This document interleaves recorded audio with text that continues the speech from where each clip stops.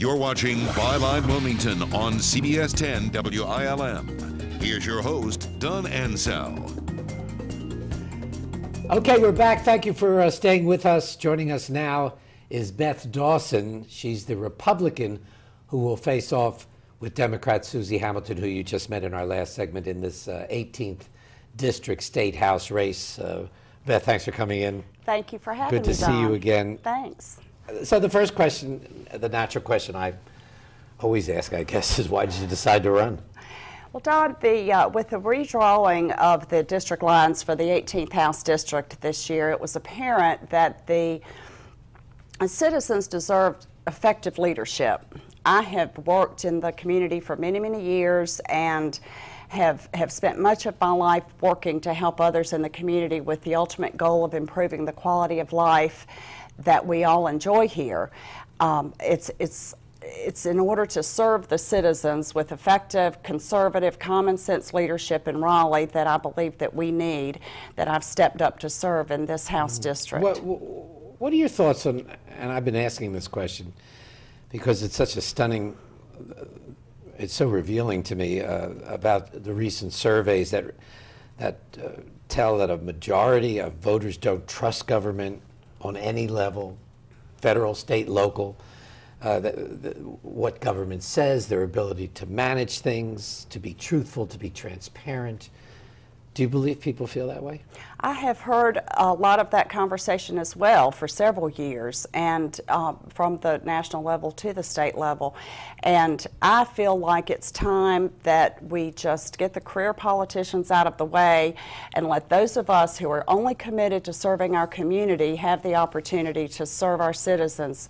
We know what is important for our district and our community. I absolutely will serve with honesty and integrity and transparency. It's imperative, and the citizens deserve that. You mentioned that, and we talked about in our last segment, that they've redrawn the 18th district. It no longer includes Pender County. It's a New Hanover, exclusive New Hanover County district. Exactly. The racial makeup, according to your opponent, is about 50-50. The racial makeup? Yeah. Do you know what the racial, I mean, do you agree with that? Is that your perception? What is your perception? The demographics show it is no longer a majority-minority district, if that's what you're talking about. The percentages of Democrat, Republican, and unaffiliated registered voters, if you're discussing party registration, is about 50-50. It was drawn as a minority district. Decades ago. Well, it retained that through Thomas Wright and who came after him. It retained until Pender County filed the lawsuit that went all the way to the U.S. Supreme Court, which led to the redistricting. And it was ruled that it was no longer a majority-minority district. Now, that doesn't say it's still a very diverse district. Let me get away from that conversation. It's a very diverse district, includes all the way downtown up to the farming areas in Castle Hayne, over to the college. Do you know the racial demographics? The racial is approximately 28% minority, if that is the answer you're looking for, right, according to the data that we received from the Board of Elections early in the year.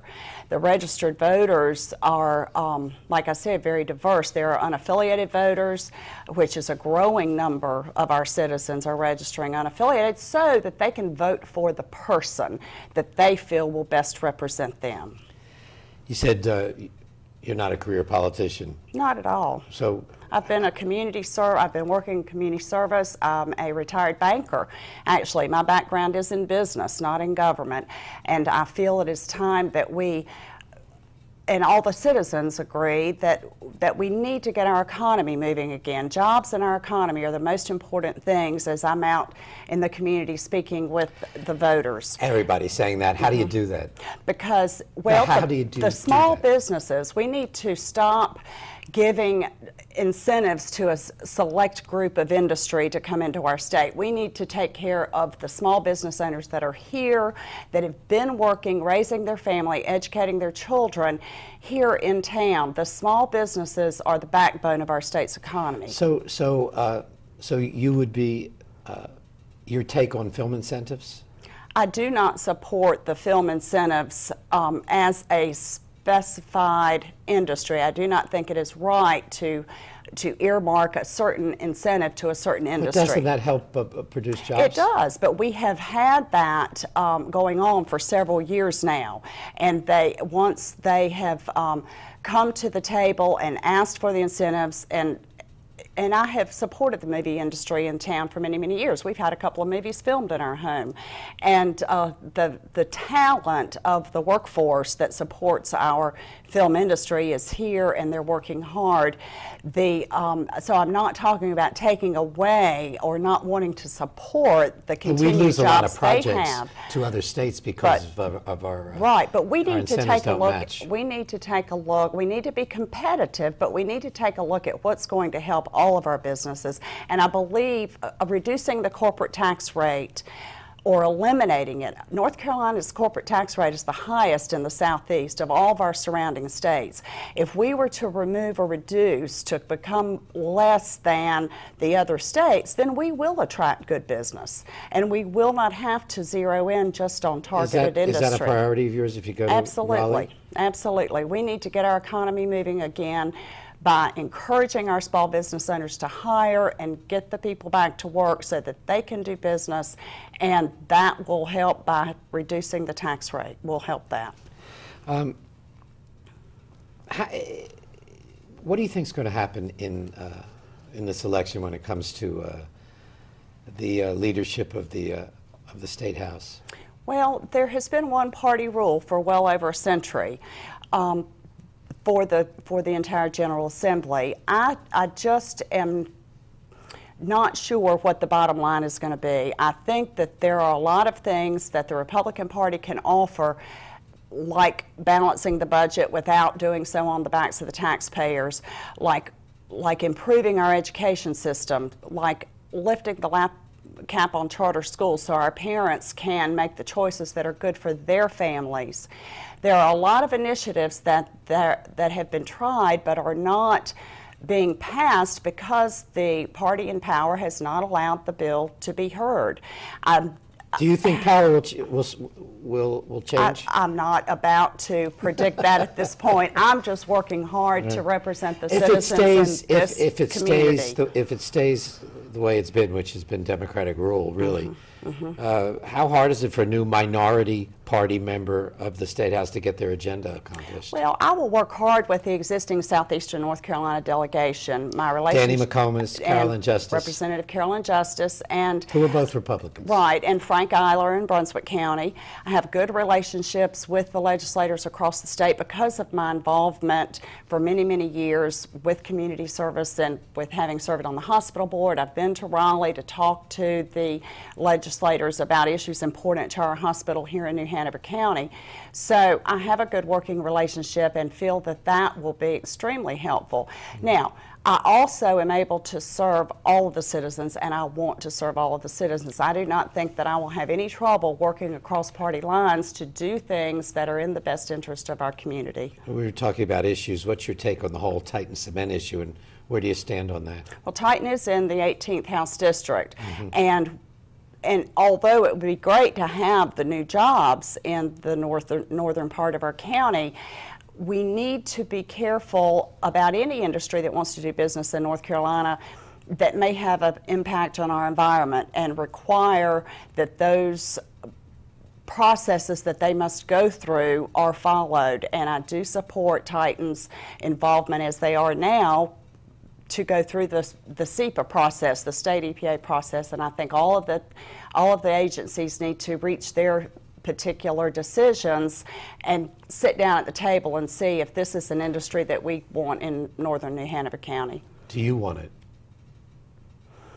I will support what the citizens want to do and what the process shows is possible and legal. And if they can pass the environmental issues, which quite frankly, I'm not sure that they'll be able to, but that is, you know, I want the jobs. I don't want any industry that's going to do anything to harm our environment. I guess that would be the bottom line answer. You support the Skyway Superbridge? With the economy and the budget that we have right now, I think it's great to think ahead, but with our financial problems, I just don't see it in the immediate future for the state. offshore drilling, there's a possibility that's somewhere out there in North Carolina, and the legislative branches could get involved. Do you have a position on that? I personally believe that is an industry that would be best served by private industry. By entrepreneurs going out and but they have starting to get companies rights to do that. to drill from the state. Right. Would you support that? Again, I don't know enough about the offshore drilling. I do know that we need to reduce our dependence on foreign oil, and North Carolina, from what I have learned, has a large natural gas resource, and maybe that would be the way to go first. But again, we enjoy the quality of life here on the coast because of our beautiful beaches and because of our beautiful natural environment, and I would not want to do anything to harm that. How's fundraising?